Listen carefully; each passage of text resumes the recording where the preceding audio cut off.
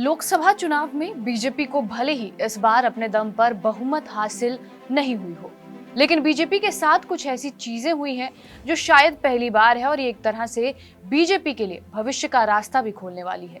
BJP का केरल में इस बार खाता खुला है, साथ ही ओडिशा में बीजेपी की सरकार बनी है। ये दोनों बातें बीजेपी के लिए काफी अहम साबित होने वाली है। केरल में बीजेपी को एक लोकसभा सीट भले ही आई हो, लेकिन बीजेपी ने कई लोकसभा क्षेत्रों में अपना वोट शेयर बढ़ाया है। ये कांग्रेस और एलडीएफ के लिए खतरा साबित हो सकता है और वहीं बीजेपी को अगले विधानसभा में फायदा हो सकता है। बीजेपी के सुरेश गोपी ने त्रिशूर लोकसभा सीट जीती है। इससे यूनाइटेड डेमोक्रेटिक फ्रंट यानी कि यूडीएफ और लेफ्ट डेमोक्रेटिक फ्रंट यानी कि एलडीएफ दोनों को झटका लगा है। 2014 में एनडीए का वोट शेयर लगभग 10.5% था।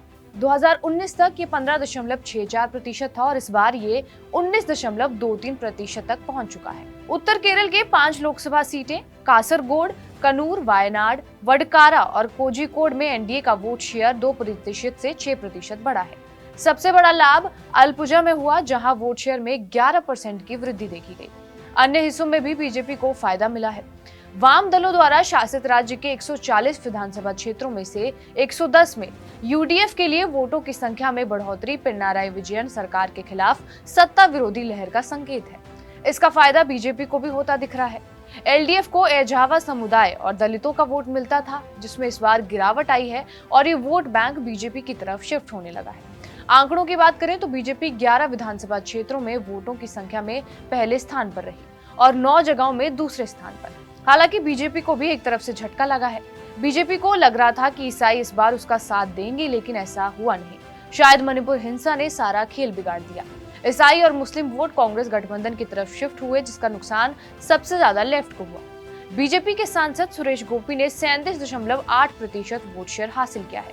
जिन इलाकों में गोपी को जीत मिली है या बढ़त मिली है, इन सभी पर एलडीएफ यानी कि लेफ्ट कभी हावी हुआ करती थी, लेकिन इस बार बीजेपी ने यहाँ लेफ्ट को बड़े अंतर से मात दी है। आंकड़ों से पता चलता है कि त्रिशूर सीट पर बीजेपी को ईसाइयों का भी वोट मिला है। केरल में कासरगोड, कोझिकोड और मलपुरम सबसे ज्यादा मुस्लिम आबादी वाले जिले हैं। कासरगोड को छोड़कर इन क्षेत्रों में बीजेपी के वोट शेयर में वृद्धि देखी गई है। हालांकि ये कांग्रेस गठबंधन के मुकाबले बहुत कम है। केरल में संसदीय चुनाव में एनडीए को चुनावी जीत दर्ज किए हुए 2 दशक हो गए थे और इससे पहले पीसी थॉमस ने जीत दर्ज की थी। थॉमस अटल बिहारी वाजपेयी कैबिनेट में मौजूदा केंद्रीय राज्य मंत्री थे, जिन्होंने अपने गुरु दिवंगत केएम मणि के साथ अनबन के बाद अपनी खुद की पार्टी बनाई थी। थॉमस के खाते में कुल मतदान का 34.4% वोट था। हालांकि थॉमस बहुत ज्यादा दिन तक एमपी नहीं रहे थे।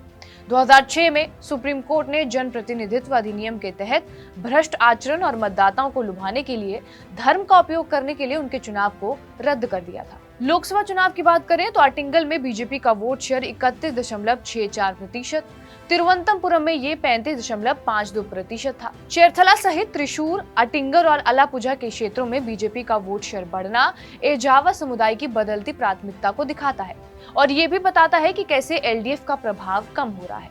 3 बाकी निर्वाचन क्षेत्रों में भाजपा का वोट शेयर 20% से 30% के बीच में है। बीजेपी को कोलम में 17.82%, अलाथुर में 18.97%, कासरगोड में 19.73%, कोटायम में 19.74% और मवेलिकारा में 15.98% के लोकसभा निर्वाचन क्षेत्रों में 15% से ज्यादा वोट मिले।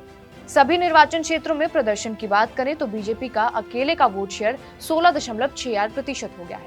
2019 की तुलना में 3.8% की बढ़ोतरी हुई है। बीजेपी की सहयोगी बीडीजेएस को 2.55% वोट शेयर मिले हैं।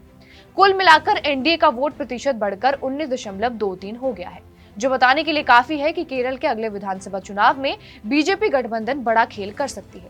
हालांकि ये बात भी है कि लोकसभा चुनाव और विधानसभा चुनाव में मुद्दे अलग होते हैं, लोगों की प्राथमिकताएं अलग होती हैं।